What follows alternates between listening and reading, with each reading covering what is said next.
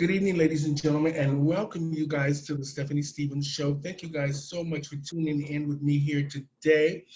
As you guys know, I am on my journey to hopefully having my own talk show. And I just want to say thank you guys so much, all of you that have reached out to tell your stories. I'm more than grateful. And keep them coming, keep them coming. Today on my show, I have Miss Catalina Davenport. She's an entrepreneur, a 33-year-old entrepreneur in the LGBT pronoun community.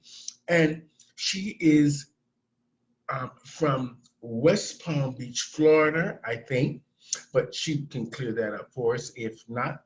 Now, the reason I asked her on the show today is because I felt she was young, and had an inspiring story to tell.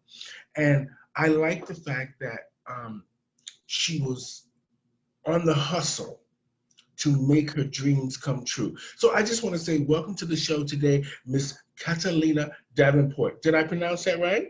Yes, you did. Catalina Davenport. How are you, girl? I'm doing good. How are you doing? How are you guys doing? Good. Thank you. Thank you for agreeing to do this and come on my show today. I know you have a busy schedule, moving into your new place, going to school, and you got a lot on the go. And you're trying to start your own business. And transition at the same time. That means that, girl, you got a full schedule. Girl, you're beautiful. Thank you. I'm really inspired by people that just try to do their thing. Now, where are you actually, well, let me just ask this first. How do you identify, just so our audience is clear? I identify as a transgender person. Until my surgeries, I'll identify as a trans girl. Okay. Now, where are you actually from? I'm located in West Palm Beach, Florida, born and raised. Family from here, grandma and dad are from Charlotte, North Carolina, and Alabama. Well, congrats on the new place. Oh, thank you. that makes a difference, doesn't it? It does. It gives you more comfort and confidence than temporarily staying somewhere until you get there, because then you get discouraged, like you're never going to find anything. And then once you finally find your place, or once you're finally blessed to get a place, it's so much stress and depression that's just released, and you just feel free to be you again. So I'm happy to have it. That's wonderful. That's wonderful. So I saw that you're going to school. What are you majoring in? I am majoring in cosmetology. I was going to go just to be a full face specialist, but in the future, I may want to dwell into hair or nails or something like that. So I just chose to do the full thing. I previously went to school for massage therapy, and I got an AS in accounting. Okay. Now, that's a great start to your career. Now, I want to just go back to the beginning. Brothers and sisters? I have 2 brothers and 2 sisters from my mom, and just 1 sister from my dad. Okay. Now, when you decided back in the days, what you felt different when you were married biologically to a biological woman? I would say before I started transition, I always knew I was going to be a girl. I just knew it was not just like something mentally wrong with me saying like, oh, you're just thinking the wrong thing or you're feeling the wrong way. It was just it's just a I know type of situation. Like the age of 3, I was playing with dolls and walking around in my mother's heels, told her that I was going to be a girl. So it's like there's plenty of things that led up to that. And then as I got older, I had a dad who was not very accepting of the lifestyle. So every little thing that I would do, like I used to be in a choir, I used to sing soprano, so I had a very light voice. And he would always say, stop singing because you sound like a girl. And then as I got older, I was like, well, if this is what girls do, then what do boys do? So I started playing sports. And then going into sports, I just didn't feel comfortable with sports. Although I was good at them, I was like, I'd rather dance and do splits and cheerlead and all that stuff than run across the football field. Meeting my ex-wife was probably like the best thing that happened in my life, because it opened me up to see and spread my love to someone else other than my family. And she pretty much gave me the oversight of just being myself. Like when I first started doing drag, it was her idea, because she was like, I want you to do drag so that you can make more money on show, because I was already making a lot of money on show, but I would never win against the drag queens. Okay. As a male entertainer. Okay. And, now, where did the two of you meet? You and your wife, your ex-wife. I was previously dancing from the age of 16 all the way up until I was like 24 with the dance organization here in West Palm Beach, called FBI Kids and Dream Team Dance. Is ran by my friend / daddy / blood cousin, Tariq Love Dupree, who do pageants as well. And her kids, she joined her kids in the dance group in the middle of me I was just about to turn 22. And her kids were like those type of kids, like they're very competitive, like they need to get it, they need to practice, they want to get it. And they always came to me and they asked me, like, can I come over and help them perfect the routines? Can they come over my place? Did I help them perfect the routines? And I was like, yeah, as long as it's cool with your mom. And I didn't know that she had a secret crush on me the whole time. So she asked them to get me to come over and practice with them. And then I went out of town to do a pageant. And my best friend and I rode up together. I got stuck because they ended up leaving and left with someone who they met down there and left me in Orlando. So she ended up getting me back. And then from that day forward, after she got me back, I mean, that same night we went to the movies, she asked me would I date someone like her. I was like, well, I have never dated anyone like you, so I wouldn't know. So from that day forward, it was just dates and hanging out and talking and get to know each other, movies at home, just pretty much just regular relationships, spending time with each other, getting to know each other, see what ticks each other off. And then a year or two later, we were married. Okay. Now, I want to just ask just a couple of things about, because I want to connect it all so it actually makes sense to our audience. Now, before that, were you attracted to women? I was attracted to whoever was attracted to me. Okay. So now, I didn't have that emotion like normal people have where, oh, I don't like guys, I like girls, or I don't like girls, I like guys. It was more of, oh my God, he's so cute. I wonder if he would be attracted to me. Or, oh my gosh, she's so fine. I wonder if she likes me. It was more of that feeling because I was trying to still figure myself out. Okay. Growing up in the household that I grew up in with my dad. So it was like trying to figure myself out. Like if I date him, my dad is going to beat me up. If I date her, then he'll be happy. So I was still trying to figure myself out. So when you were, let's just say, let's go back to the school. When you were in school, did the boys pick on you? Did they think, or were you androgynous looking, or, you know? I have always, I mean, I was skinnier, of course, but I have always looked the same. I have always been feminine. I wouldn't say I ever got picked on because in 6th grade, well, 5th grade, I got bullied just because I wouldn't fight back. And when I got to 6th grade, the same person, I ended up, just getting fed up and just beating them up. And after that, no one ever bothered me or picked on me except in middle school. So it was like, after that, I never really got picked on. I never got talked about or anything. I mean, there's times where, which is normal, where a lot of people, when they get mad at you, they be like, oh, gay self or blah, blah, this. And they start calling you out your name. And then you get upset and be like, I'm not gay. And then you want to fight. And then I want to fight. And then we both want to fight. And then it was just a normal kid thing growing up. But high school, I got picked on. I started getting picked on in 11th grade because I started like actually feeling my actual self. I just didn't care anymore what people thought. So I was actually just feeling my actual self. And there was one guy who told me, he's like, gay boys always get beat up. And I was like, and so do straight boys, and so do straight girls, and so do gay girls. And I was one of those people, like, if you had something to say to me, I had a rebuttal to come right back at you. Okay. And I was like I was the nerdy kid in school. So it was like everything you said to me, I had something quick to come back with you. If you couldn't hang and you got upset, then that's your business. Like, it ain't my fault. And I ended up getting stripped naked, completely naked after soccer practice in the boys' locker room and thrown out in the hallway. Oh my God. Yeah. And so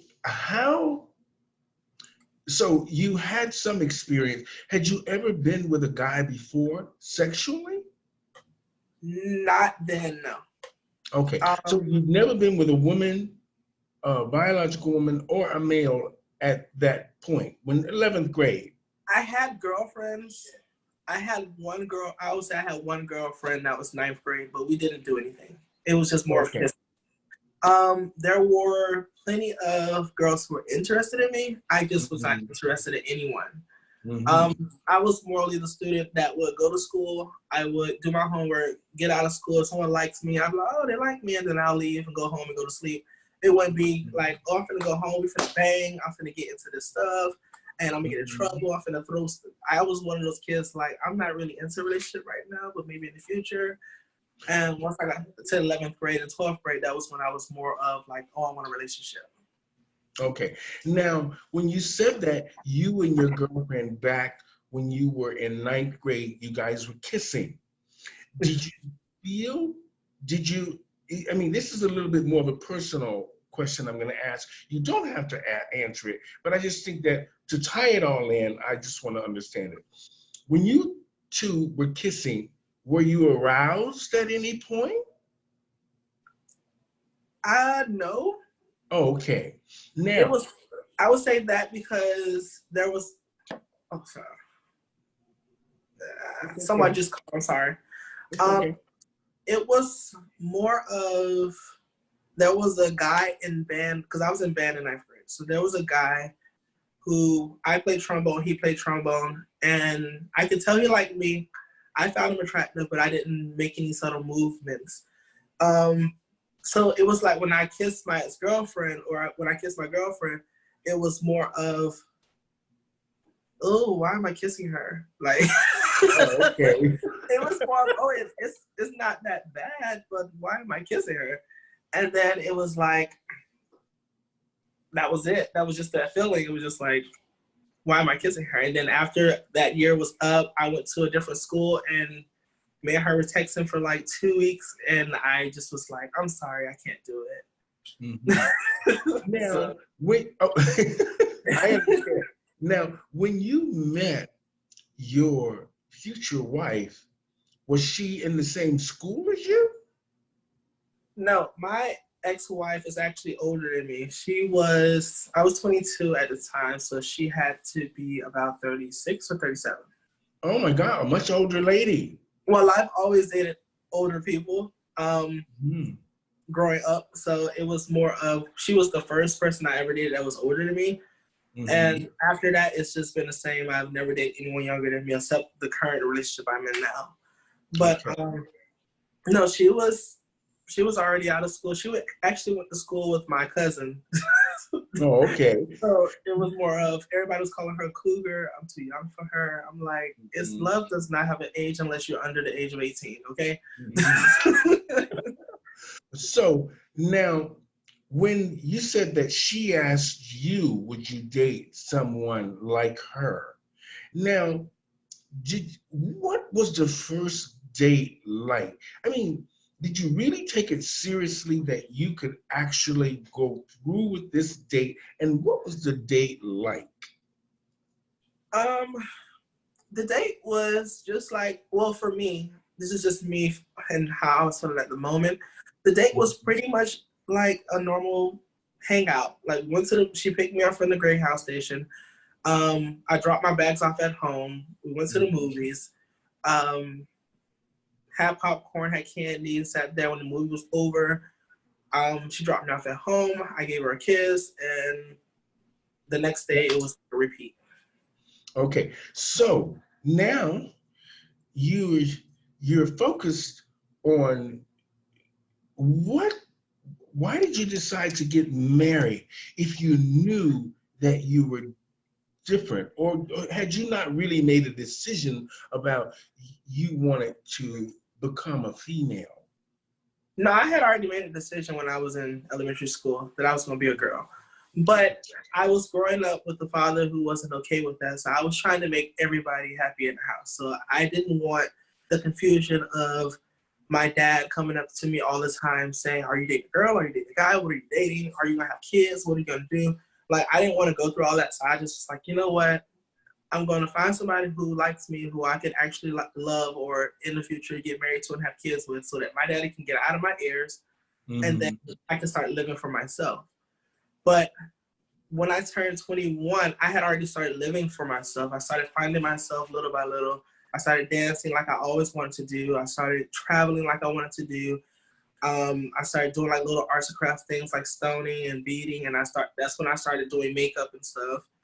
And it was just like little things that I was trying to find inside myself that I wanted to bring out to reality, so that when it came off and I was like, you know what, I'm going to be a girl. If you don't like it, mom, if you don't like it, dad, if you don't like it, just leave. So when I met her and I already had in my head that I was going to be a girl, I had already told her before we even got in a relationship, hey, I have never been with a girl. I have been with a girl, but I have never had sex with a girl. And I have really never really been with any guys. So I'm not bisexual, I'm not gay, I'm not straight, I don't know what I am. I just know that I told my mom I was going to be a girl when I was little, and I still feel that way. And she was like, well, as long as you don't cheat on me, I'm perfectly fine with that. So she understood where I was going. So when we did get to the point of divorce, it was like a mutual agreement. She was like more of, actually, I take that back. It was more of, someone told her I cheated on her, and she believed it because she has anxiety and depression. So every little thing that someone tells her blows up. And she believed it. And at the time I was like working 2 jobs and I was never at the house. So she didn't know what to think.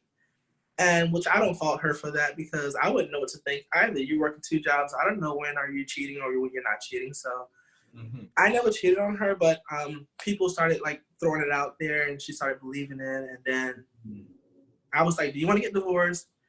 And she was like, I think that's the best thing for us. And I was like, well, I don't want to leave the relationship with all the drama and us leaving on bad terms. I still want to be like close to you, because I actually I pretty much was taking care of the kids while she was at work. So from them being 5, 6, and 5, 7, and 10, not 5, 7, and 10, I'm over exaggerating. By them being in 5th grade, 6th, and 7th grade at the time, I pretty much was there, like taking care of them while she was at work, making sure they cleaned the house. I pretty much grew up with them because their dad passed away when they were young. So it was like, I just didn't want to lose the attachment of them, because they saw me as their father at the time, and I saw them as my kids. So it was like, whatever y'all need, just call me. But when we got divorced, it was more of, you're not taking my kids away from me. You're not doing this, and you're not. It was all of that, because I was their guardian, and I was to the point where I was like, these are my kids. This is my house. If you're gonna divorce me, we're gonna have like a mutual agreement or something, because I still need to be in contact with those kids. Now, I just want to go back to, what was the wedding like? What was the wedding like and the family like when they first came to the wedding? And let's say they had perceived notions of who you were as a male and as a potential husband of their relative or brother, sister, cousin, What was the wedding like? Well, we had decided that we were just going to get married without our family. And I will, it's not really a long story, but I'm going to tell why. When I first started dating her, her family wanted her to just stop talking to me because I was too young. And even though I was working and I was bringing in money, and she wasn't working, but she had Social Security and benefits from her ex-husband for the kids and herself. So I was working 2 jobs, and it doesn't matter whether I was working or not. They just didn't want her with me because they were like, oh, he's too young for you. Maybe you should just find somebody your age, or this is not going to work out. Y'all going to be broken up within a week. It was just like a lot of stuff. So every event that I went to that was her family, she would get mad because I would want to sit in the car, or I would not want to go at all. Mm-hmm. And she's like, why? And I was like, so I'm going to sit around because she's Jamaican, so I'm not going to sit around all these Jamaicans and watch them talk about me and listen to how they, and see how they look at me and listen to how they feel about me. And I'm not supposed to say nothing. I was like, yeah, I said, I'll go for you. But after about maybe 20 minutes, I'm going to leave and go to my mom's house. Okay. Because it was vice versa too. Like, my family was like, oh, she's too old for you. Oh my God, what you doing? Blah, blah, blah. And I was like, you're not dating her, so why does it matter to you? Like, and so her the same thing. So did the family ever think, I know you said they didn't like the fact that she was older and you were younger, but did the gender thing ever come into play? No, because what me and my wife discussed or whatever we did was our business, so we didn't really tell anybody. It wasn't no one else's business to know. Long as she was okay with it, long as I was okay with it, long as everybody in the household was fine, we just didn't care what other people thought, so we just didn't bring it up. But I didn't act. I would say I put on an act, because I did, of being very masculine when I went around her family or whenever we went to the movies or in public and stuff like that. And then whenever I got ready to perform and get dressed up, I turned into my natural self. Okay. And I know that at one point in our relationship, it did get uncomfortable for her because she didn't know whether I was going to turn into a girl right then and there, or I was just going to give up and just divorce her right there and just say goodbye. And I told her, I was like, I had already told you what was going to happen. You said you were fine with it. So I'm not going to divorce you if I'm going to turn into a girl. If I'm going to turn into a girl, I'm going to turn into a girl. Like, it's one thing because if I come home in drag and you want to have sex with me in drag, it's the same as me being a girl. Mm-hmm. Now that you said that, let me I want you, now, were you able to actually perform the marital duty of what a relationship would be normally between what they think of as normal between a couple? So you were able to have sex normally and be aroused by this older woman that you say you loved. Yeah, because at that point I had built this whole emotion for her because I wanted to be with her. Mm-hmm. And I knew she wanted to be with me, and I know she accepted me for who I was. So I didn't have to hide anything. So it was more of once that happened, I was like, oh, you don't care if I'm gonna be a girl in the future? Oh, okay, well, I'll date you. Like, it was just okay. So now, what do you say? What do you say to other? I'm not going to say gay men. I'm just going to say the LGBTQ two-spirited pronoun community, because they keep correcting me about these pronouns and all this stuff. So I'm trying to get it right. LGBTQIA. What do you say to people that young men and women that are growing up and coming out of school that just might not feel that they're the correct gender, but yet they're still attracted to the opposite sex? Now, it's funny you asked that question because someone just asked me this at Drag Story Time in March. Mm-hmm. And I'm not gonna really say the same thing I said to them. I'm gonna say the same thing, but it's gonna be in different words because at that time when she asked me, I had to really think about myself in order to answer the question, and I just answered it without thinking about it. Mm-hmm. So now that I can actually, feel, I would tell them, if it's what you like, it's not what someone else likes. So if you feel a certain way towards a certain person or a certain sex, it's not them that's going to be living that life. It's you. So you have to be confident and encourage yourself for what you want to be, because I'm going to be honest, it's not going to be an easy ride. But just know that when you're going down that ride and you have someone who is going to be there with you, just know that you have to uphold yourself, because if you don't, it's going to just look like you're just trying to confuse yourself even more by just branching out to whatever. Mm-hmm. And you don't want to do that, because then it's going to confuse you, it's going to confuse the public, and they're going to start asking questions like, okay, so are you into this, are you into that? Because I've dealt with a lot of straight men and bisexual men. Like Mm-hmm. my boyfriend now, when I first met him, he was completely straight. Mm-hmm. And so I would say if someone likes you or they find you attractive, you have to find their actual motives. Because Mm-hmm. some people will find you attractive just to get what they want. And that's 99% out of the time is not what you need. Okay. So just be confident, just embrace yourself, embrace whatever you're attracted to, because the only person that's going to live it is you. And whatever you go through, you're going to go through it with yourself, but you are going to have a support team around you to go through it with. But majority of the time, it's going to be you that's going through all of this. So you have to be confident, and you have to have some type of self-motivation and encouragement, because that's going to drag you a long way in this lifestyle. This lifestyle is a lot. Great advice. Now, let's talk about the kids for just 1 minute, and then I'll move on. Were the kids really did they see, sometimes when you're in a relationship with someone, children see things a lot differently than what your partner would see it. Now, what was the real relationship like between you and the kids? It was just like a regular daddy-children relationship.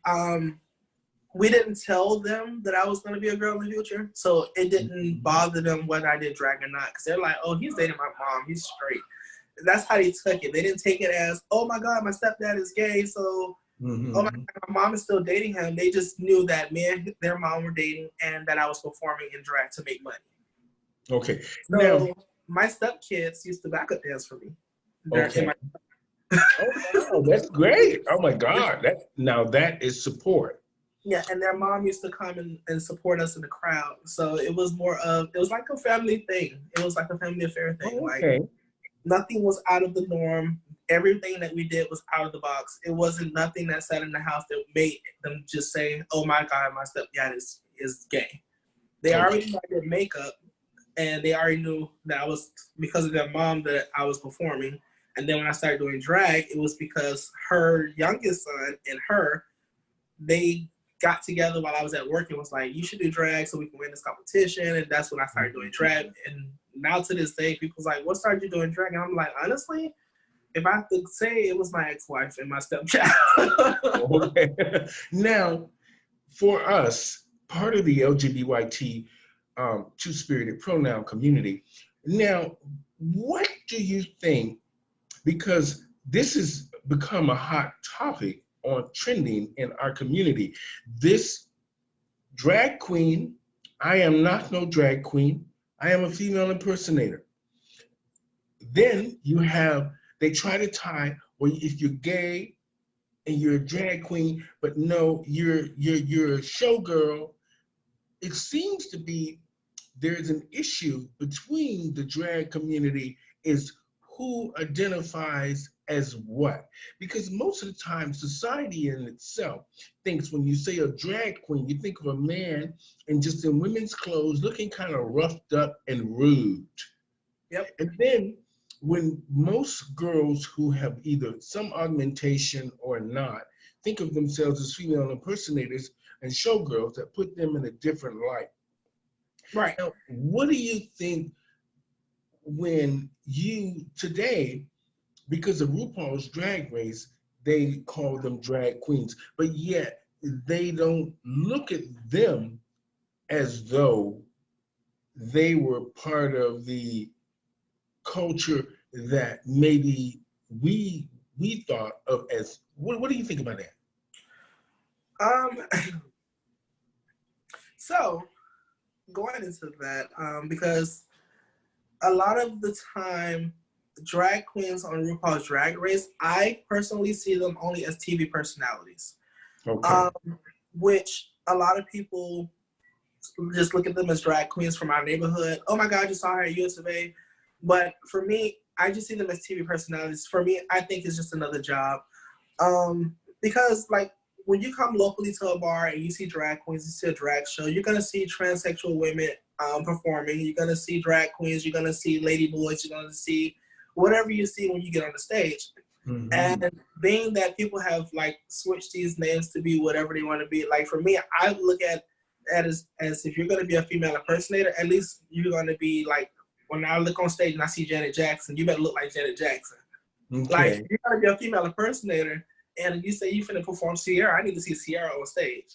Or like stuff like that. But drag queens is pretty much the overall name for anyone who performs, because that's what drag is. Drag is you put on costumes, you put on makeup, you put on your lashes, and you get your behind on stage and you need to entertain the whole crowd. That's what drag is. You said it perfectly. We don't need to go any further.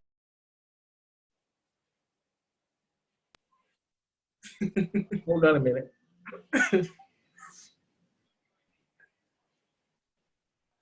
You said it perfectly. Let me just turn this down so we won't be interrupted with it.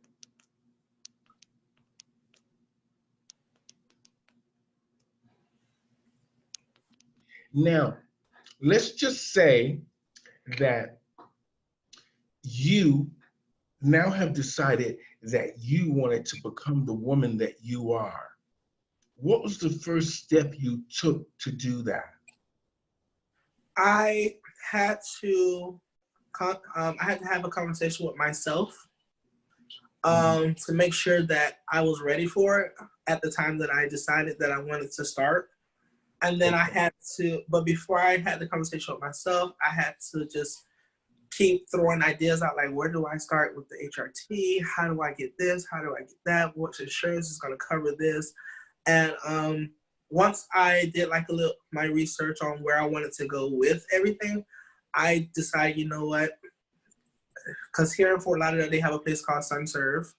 So I was like, you know what? We got Trans Social, we got SunServe.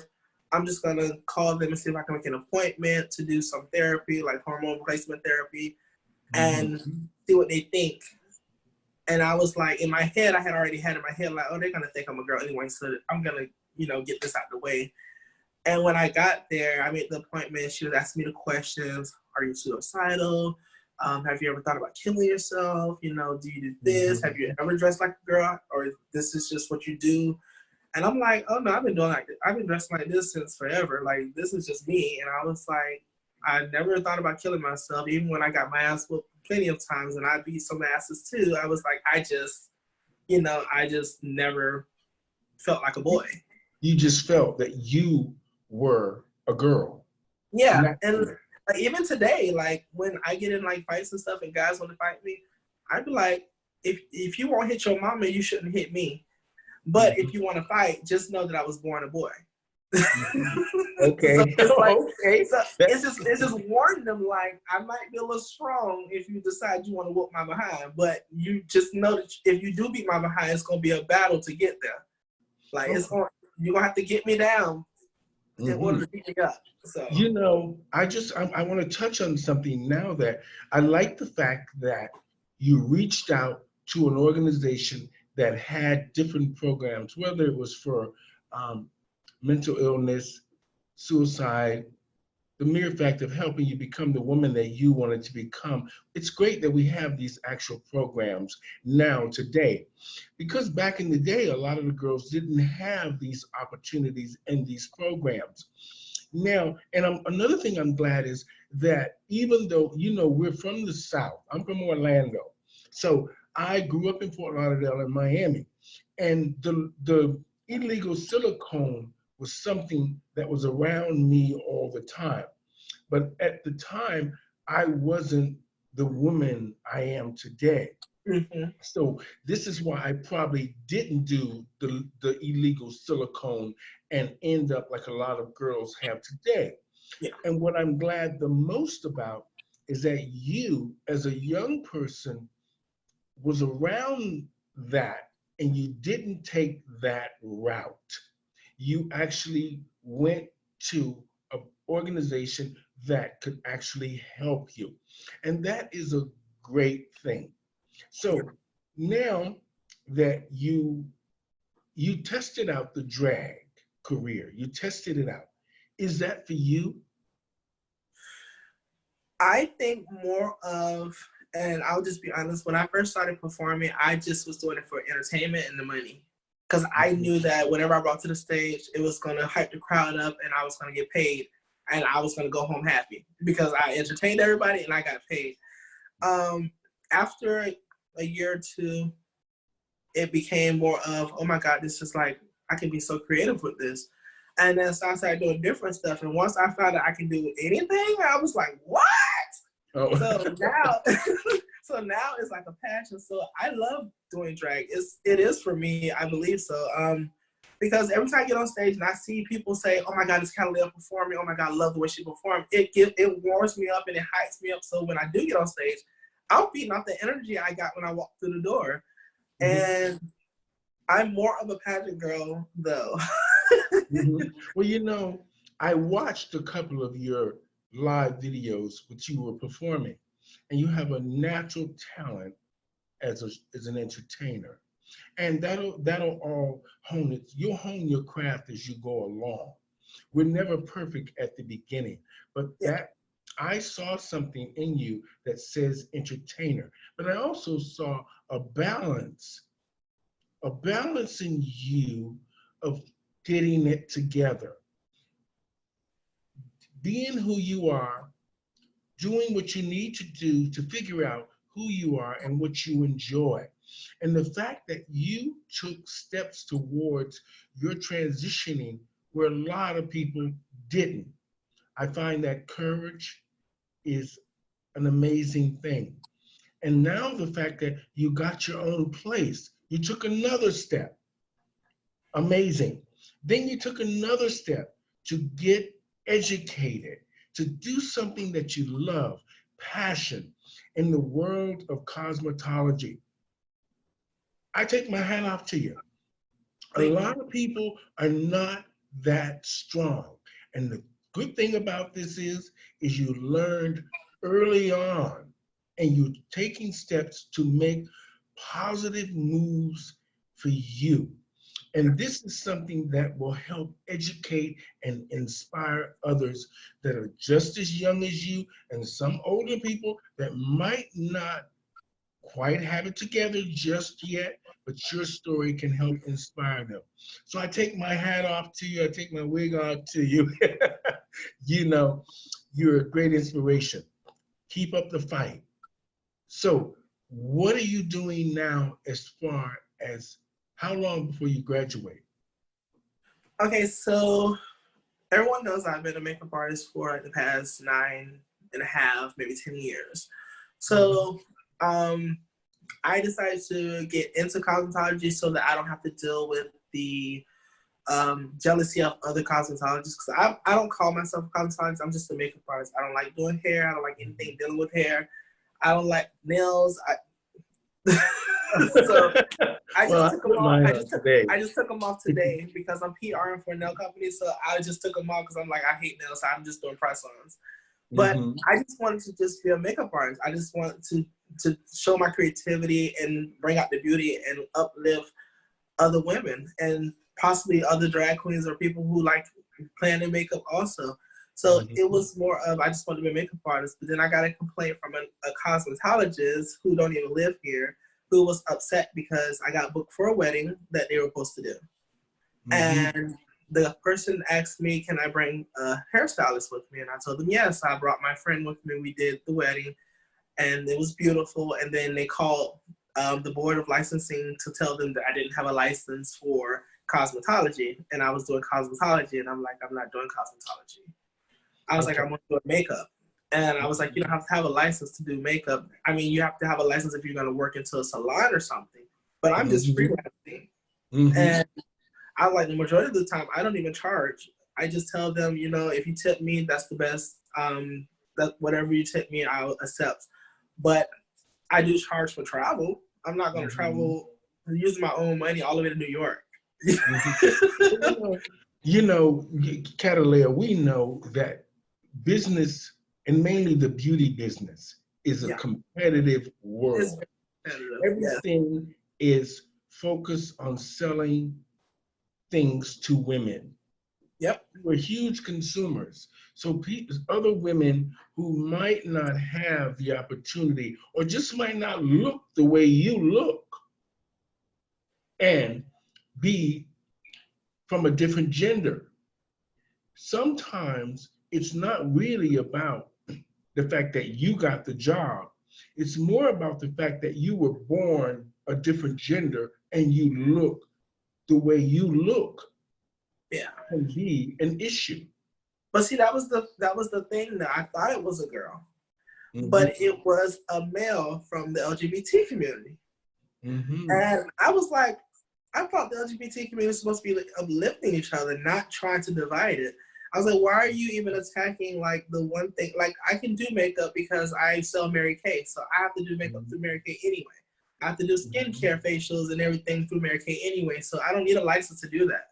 So I'm Mm-hmm. like, why are you even attacking my home and my personal area just to get your point across? And then you look like a fool because now I called them before I even started school, and they said, "Oh no, you don't need a license to be a makeup artist. Now, if you want to work in a salon," then they started explaining. And I was like, "I don't want to work in a salon. I like it better with me meeting my guests, not them coming to meet me. I like to meet them because I like the energy. I want them to feel my energy. I don't want them to come in a salon and I be put on this fake professional attitude. Hi, how are you doing? Welcome to the Catalyst. I don't want to do all that because that's exactly what people do, and I don't like to be a different person. I have always been the same person forever, so I would never change my personality just to work into a place and have a license to work in a salon and give a fake attitude because the person that owns the place want me to be this person. You know? You know, So, sometimes, Catalea, our own community can be our worst enemies. yes, they can. And you just sometimes, it took me a long time to understand that in the Toronto community, LGBT, two-spirited community. It took me a long time to separate myself from that. And once I did, I thrived. Of course, I still participate in the community and I do things, but I started separating myself, not just from the drama, I just separated myself from people that didn't mean well by me. I did the And, same thing. and when you step away from that, you see the big picture. And so it's hard. It's hard because you're young and you're eager and you want to be a part, you want to help and you want to do the shows and stuff. But sometimes you just have to be careful with people's intentions, mainly when you start getting attention and looking the way you do, because you know the way you look, people gravitate towards beauty. And the fact that you're in the beauty business and you look this way, people that like beautiful things are attracted to beautiful people. I So you agree. have to understand that. Yeah, I agree. Now, you have to be strong, mainly being young, being in is social media is a good thing and a bad thing. And you have to find a balance. That's true. And And that's the reason sometimes why I decided to do Makeup Live because I'm like, I don't tell my personal business to the whole world anyway. So I'm like, I can go live and perform and do makeup. And that's the reason, that's one of the reasons why I do go live. But if I had like a problem or if it was something like insecurity or something, I won't post it. And people be like, why you look upset? Oh, I didn't look upset. I'm just tired, and I'll try to make up like this whole big excuse so they don't know what's going on. I'm like, I'm just tired. I had a long day today. Like, you don't have to know all of that because whatever I am going through, I'll make sure that I'm going to get through it. But I have to be in the right mind frame to get through it. I don't need someone, I don't know, asking, are you okay? Because when you ask, is it okay? That's what makes it bring out, and then everybody knows it. So I try to like suffocate it as much as I can. And then when I get off live, I'm like, well, the good thing of all of this is that you're getting an education, something that will help you down the line. That's an amazing thing. And something that you love and you have passion for that can make others feel beautiful and look beautiful. And sometimes in life, that's enough for us. Yeah. That's sometimes we're just here to serve others. Yeah, that's true. Now, you say you're in a relationship now. How's that going? We had a rough patch our first year You in don't our. have to get all into it. Just No, I'm not. okay. But now we're doing really, really good. Um, Mhm. ever since um, ever since January, and we had ever since January, February, us going through the patch with us moving out of our previous apartment and into with my sister temporarily. We started getting like distraught and started like arguing more. But now that we're in our own place, everything is like completely different. We're both comfortable. We're both feeling very stable now. We're feeling like we can just be ourselves in our own place, in our own space. So now Wonderful. everything is really, really great now. Wonderful. You know, sometimes it takes, I said that to you earlier. Yep. Sometimes having your own space will give you a peace of mind and Yep. put things back in balance. But remember this here as just a little advice from me. I live alone, so I don't have to worry about nothing. My name's on the title to my place. Yep. Make sure that at the end of the day, no matter what kind of relationship you're in charge of the roof that's over your head. You Oh understand no, what I mean?